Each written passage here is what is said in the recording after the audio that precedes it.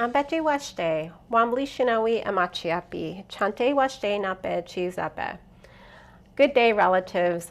My name is Sarah Eagleheart. My Lakota name is Eagle Shawl Woman, and I greet you with a good heart. This is a traditional greeting for the Lakota people. I'm here to provide some insight on creating an inclusive environment for Indigenous communities. I'm Oglala Lakota from Pine Ridge Indian Reservation in South Dakota, and I grew up in a small tribal community 1 mile outside of a mostly non-native farming town of 1,100 people called Martin, South Dakota. Martin was bordered by 2 Indian reservations, and this meant from a very early age I learned the importance of maintaining good relationships. First, we must understand that there are over 566 diverse tribes in the United States alone. So researching and understanding your own local tribal community is important. But I'm also going to show why in my presentation. So for the Lakota people, we have 7 bands of the Oceti Shakowee, the 7 council fires. My band is the largest, the Oglala Lakota, which means scattered their own. In our families, we grew up with an extended family system, which means my aunts and uncles acted like my parents, my mother and my father. And they say it takes a village to raise a child, and it certainly did to raise me. We attended powwows, which are cultural gatherings held in many tribal communities all over the United States.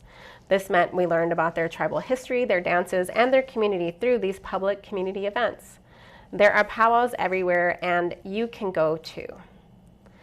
And my family also taught me about values through experiential teachings.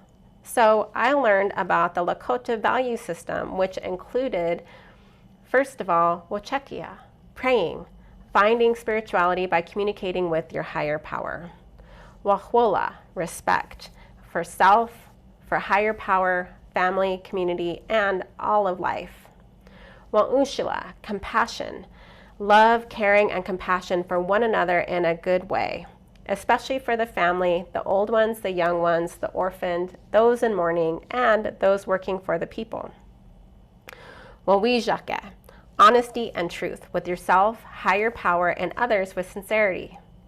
Wawokia, generosity and helping without expecting anything in return, and giving from the heart. Wahwala, humility. We have a spirit, we are no better nor less than others. And woksape, wisdom. Practice with knowledge comes wisdom.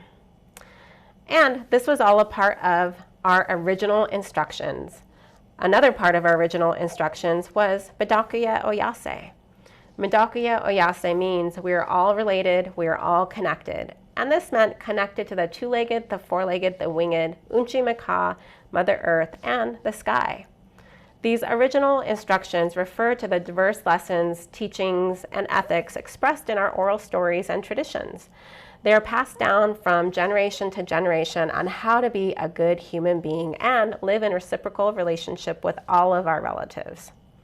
These original instructions celebrate our interdependence and our interconnection with the diversity of life and one another. Next, we must understand how Indigenous worldview contrasts with Western worldview.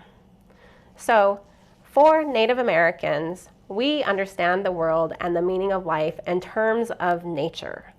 And nature and space are indissociably linked to thought and experience.